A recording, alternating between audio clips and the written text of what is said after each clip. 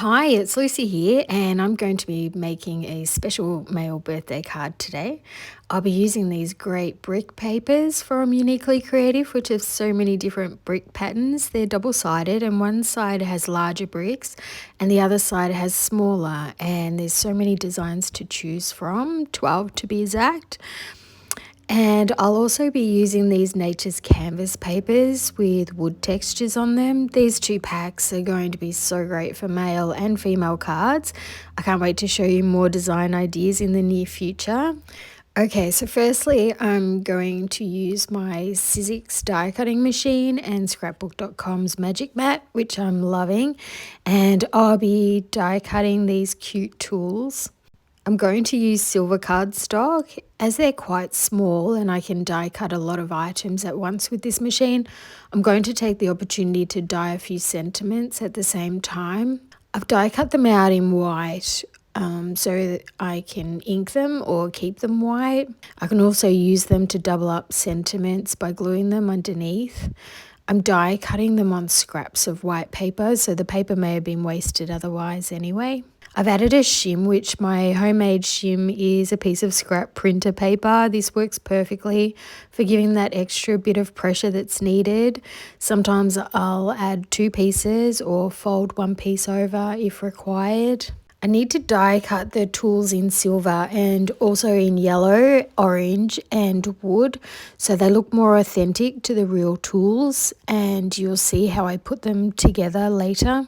After a lot of die cutting, my magic mat is holding up so well. I'm wiping it down with a baby wipe, then a paper towel to dry it, and it's really good. I haven't had to heat it up to fix it yet. It's still straight as anything. It's not cheap to post it here, so I was a bit worried, but it's amazing and so much easier than two cutting plates that warp. So yeah, definitely gets the thumbs up from me for sure. Okay, so after a bit of die cutting, I need to choose the background bricks. This card is going to be a tool shed type scene, so I want something that suits, but I also need my tools to stand out.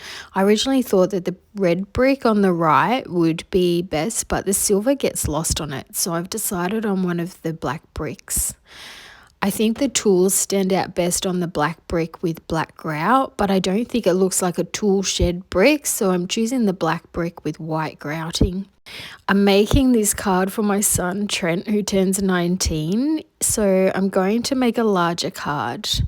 I'll use my double-sided tape to cover the front of the card. I'm doing it the easy way by adding the paper to the card, then cutting around it, no measuring, and it guarantees it'll fully cover the card. The paper I've used is a heavy 350 GSM weight, A4 sized card folded over, or a letter size in US folded over. I only took the backing off the middle piece of tape so I didn't get into a mess if I added it wrong or dropped the card. This makes it much easier to line up with the paper, and yet it's still secured together enough so then I can take the backing off the rest of the tape. I want to have a wooden floor, but all the papers are a larger wooden design, but this is an easy fix. We can just cut a few strips of the paper, cut them to look like floorboards and add them all separately. I'll ink around them with my Distress Oxide ink. The colour I've used is Vintage Photo. I'm very lightly inking them, so I'm wiping some of the ink off the brush before inking on my strips. I'll cut them into smaller strips to create a floorboard effect. I then need to ink up the cut edges, and this will give definition to each floorboard join. I'm going to add some double-sided tape to the card, and then I can start stacking the strips in rows. And each new row that I add, I'll make sure the joins aren't near the join on the line below. I didn't measure my strips when I cut them, so they're a little uneven, but this is supposedly a tool shed, so the floorboards may not be perfect. So it doesn't matter, I'll add a couple of them overlapping and it's no biggie. I'll cut off all the overhanging pieces, I'll ink around the edges of the card, and I have my floor created. So now to add all the cute embellishments, and I haven't used these tool dies before, so this was really fun. First off, I want to see if I can bend this spade to give it more interest than if I left it flat, and I really love how it turned out. I'll use a little ink on it so the spade looks like it's been used and not brand spanking new and shiny. I'll link the other tools too so they have a more used look. I knew I wanted to use silver card for the metal bits, but my son is also one who has an eye for detail and remembers all sorts of advertising, etc. So I used the colours of the real handles to make them as authentic as possible. I had to go and ask him for the details. I didn't overdo the ink, but you definitely could. You could even add some dirt by adding some brown embossing powder and heating that, or adding brown chalk, pencils, anything that could look like dirt. That'd be fun. Let me know if you think of something. I'd love to hear it. So I'm going to glue the pieces together, so I'll have 2 full silver tools and then glue the yellow part on top. I love how this gives dimension, plus we'll also add glossy accents later for a really good finish. I'm not a handy person, but these tools are so cute. I'm going to do the same technique with the spade. I've bent both silver spades. I'll glue them together, then the timber handle on the top. How cute is it? Are you getting some card design ideas to use these on? I think I'll make some more card designs with these again. Let me know if you're interested. And of course, I'll add the link below so you can buy the tool die for yourself if you love it. They're perfect for mail cards. I'll assemble all the tools the same way. The layers underneath will really help each tool to pop up from the black wall, and the difference between the actual metal tool embellishments and the die cut tools will be minimal and not so noticeable.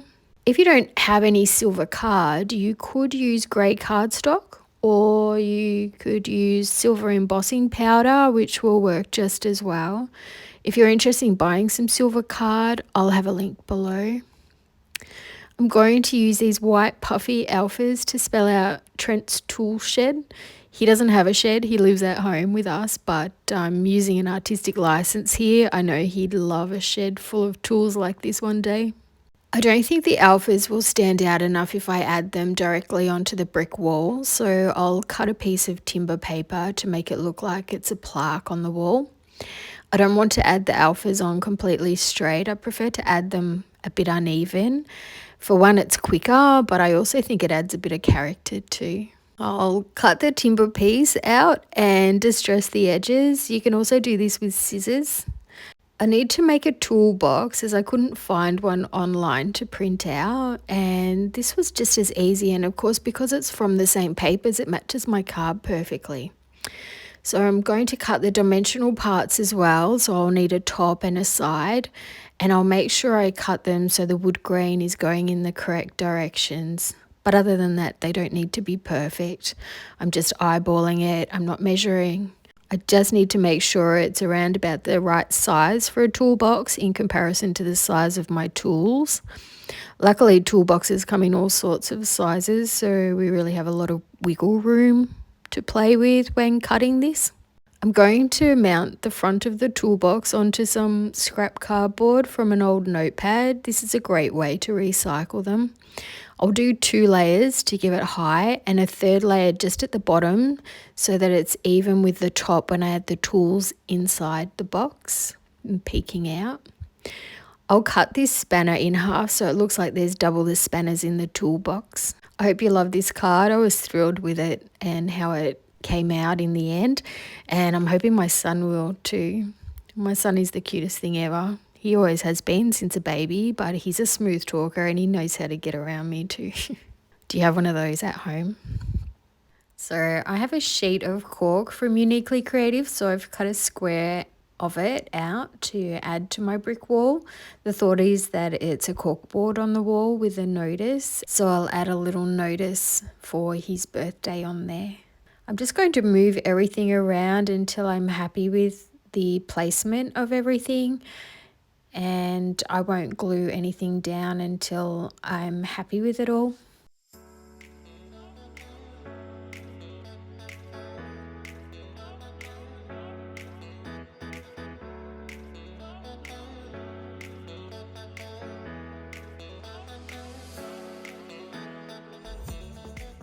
I'll use some stamped sentiments. I'm not a great stamper, so the stamping platform has been an absolute godsend.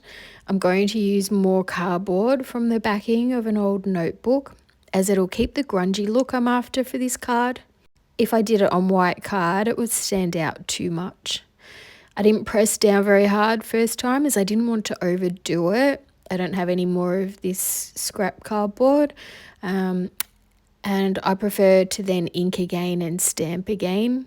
I haven't used this black ink in a while, so it's not very juicy either. I'll use my knuckles this time to add more pressure in spots.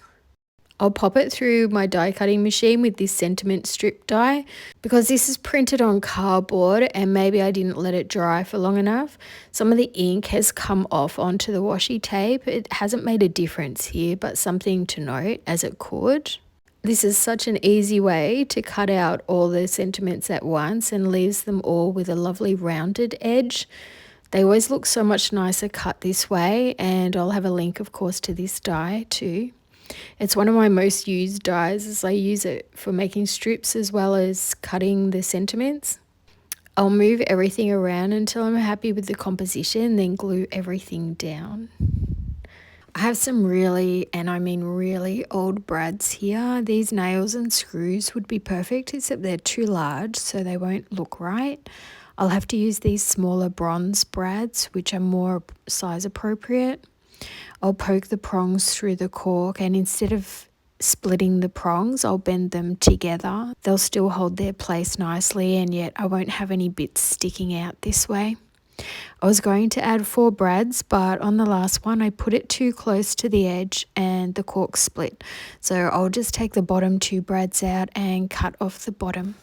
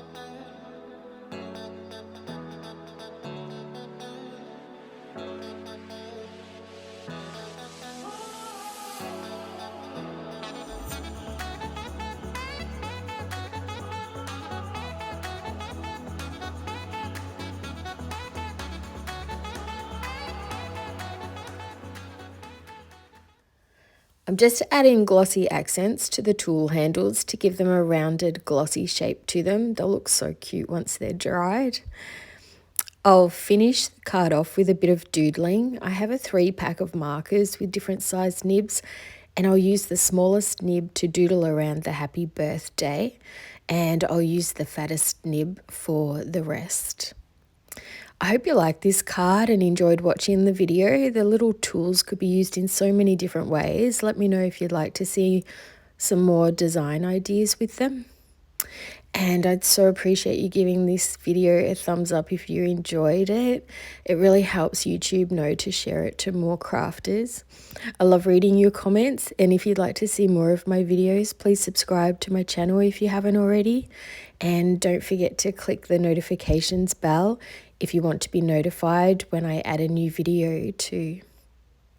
Thanks so much for watching. Happy crafting, and bye for now.